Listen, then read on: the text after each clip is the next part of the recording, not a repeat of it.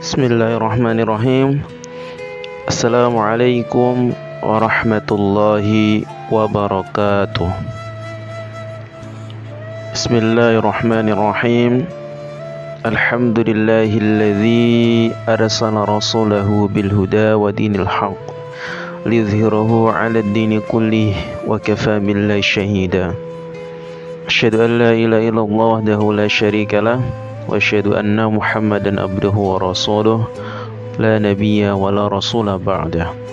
Allahumma shalli wa sallim ala nabiyyina Muhammadin wa ala alihi wa sahbihi wa barik wa sallim. Qala Allah ta'ala fi kitabil karim, a'udzu billahi minasy syaithanir rajim.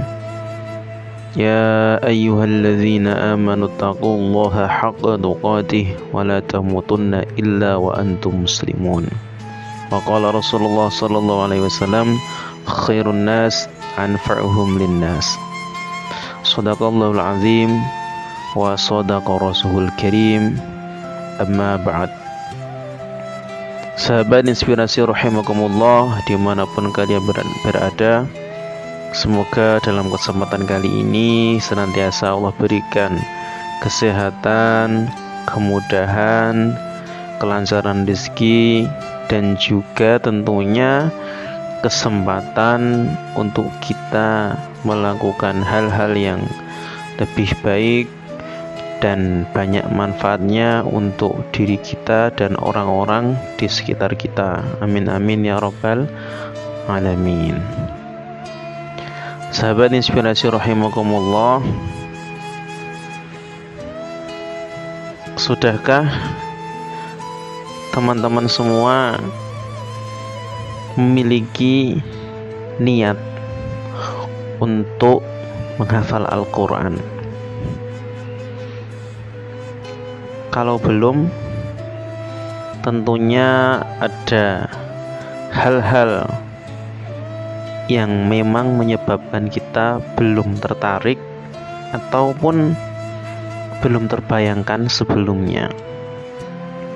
Maka dari itu, pada kesempatan kali ini saya akan menyampaikan sedikit di antara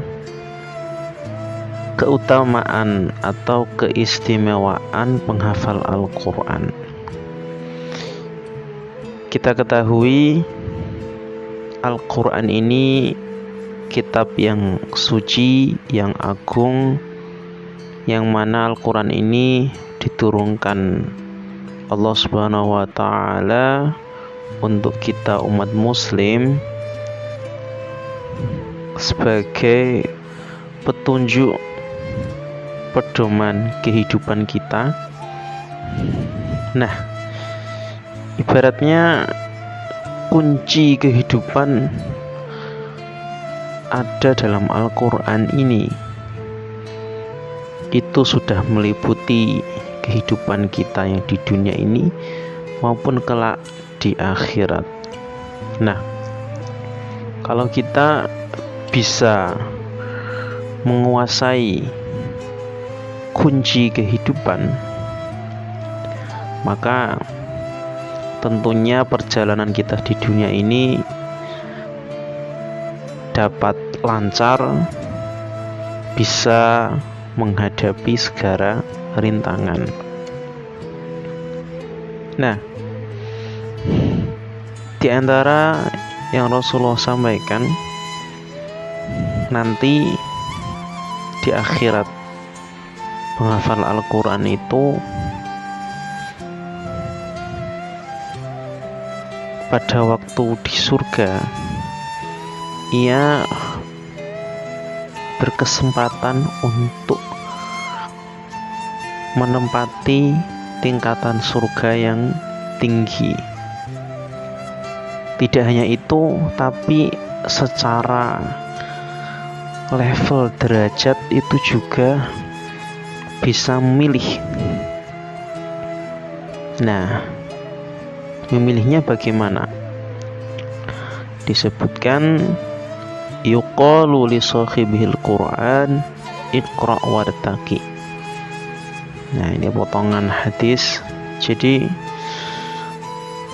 bacalah dan naiklah Jadi dari tingkatan surga yang bawah naik lagi.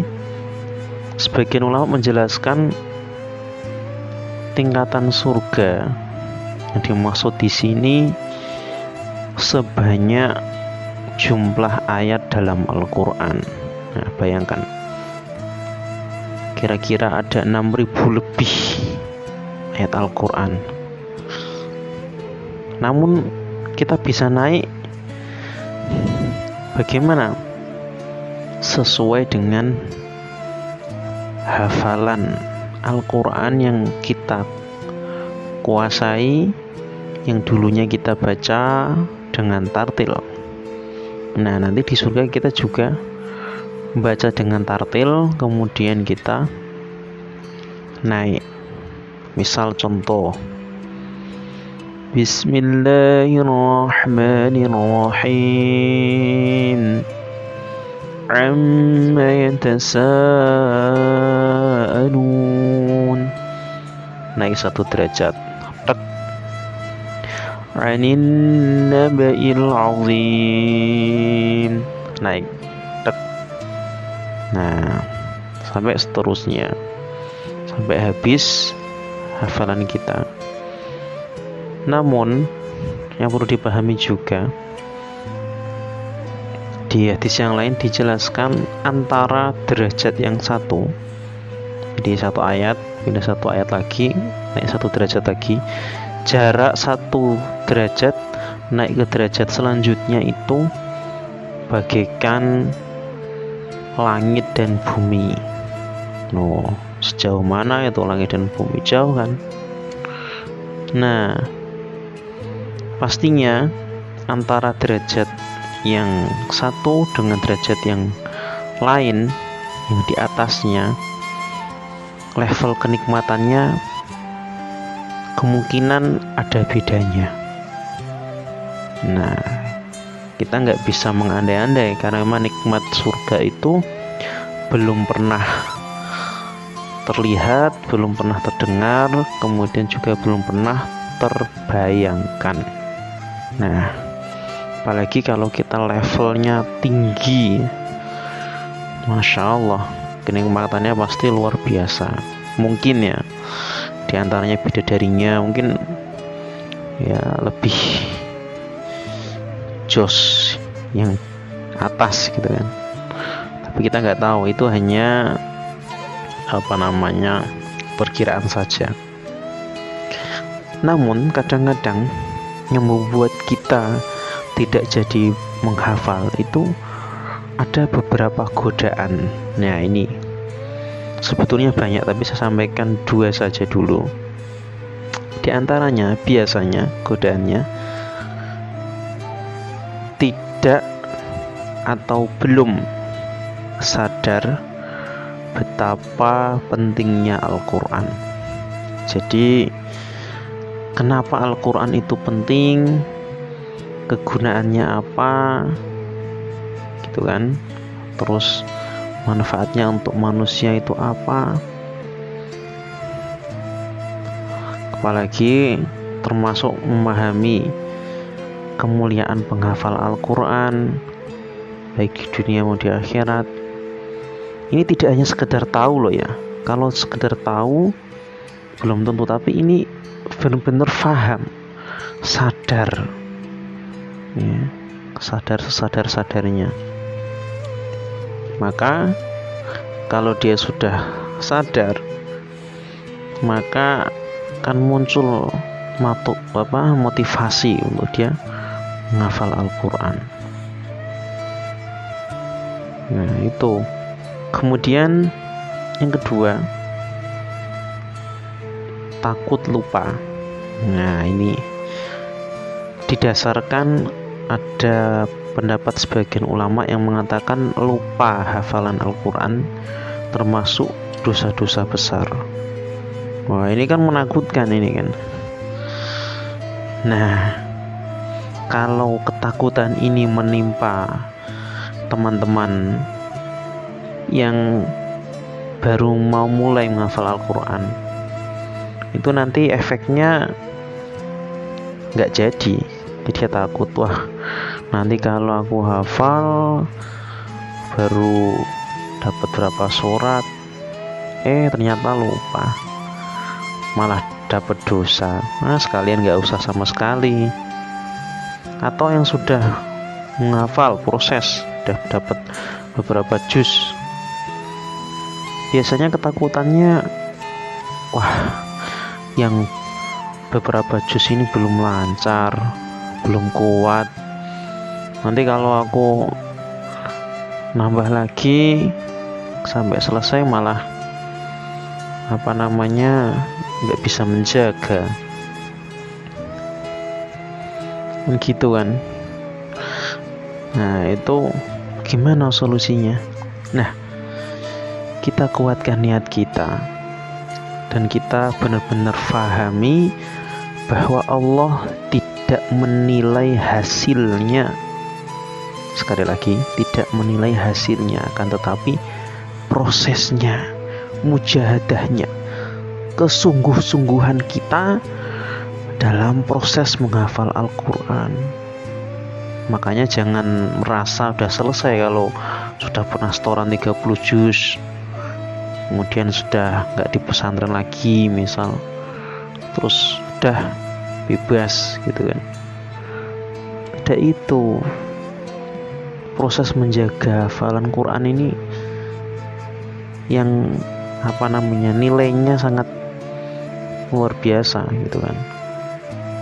Kalau di pesantren banyak temennya, kemungkinan nggak terlalu berat ya, mau murojaah berapa juz bisa, waktunya bisa tersistem. Tapi kalau di keluar pesantren, kita sudah punya aktivitas sendiri, misal sudah bekerja atau yang melanjutkan kuliah dan lain-lain, maka tentunya kita harus bisa mengatur manajemen waktu. Nah itu menjadi tantangan yang luar biasa. Tapi kalau kita bisa melewati itu semua, insya Allah pahalanya luar biasa, dan kemuliaan kita memang di dunia dan akhirat bisa kita dapatkan. Nah, yang terakhir saya ingatkan kembali untuk teman-teman yang belum tahu tentang Masjid Inspirasi, bisa mengunjungi langsung di website Masjid Inspirasi maupun map, channel YouTube, atau di Facebook juga. Dan masih ada kesempatan bagi teman-teman yang ingin belajar tentang jualan online dan juga ilmu-ilmu marketing yang lain, bisa bergabung juga di grup WA Masjid Inspirasi. Bisa dicek linknya di Facebook itu juga ada, atau di map juga ada. Baik, sekian yang dapat saya sampaikan, semoga bermanfaat. Sampai jumpa di pertemuan yang akan datang. Kita tutup dengan doa kafaratul majelis. Subhanakallahumma wa bihamdika asyhadu an la ilaha illa anta astaghfiruka wa atubu ilaik. Wassalamualaikum warahmatullahi wabarakatuh.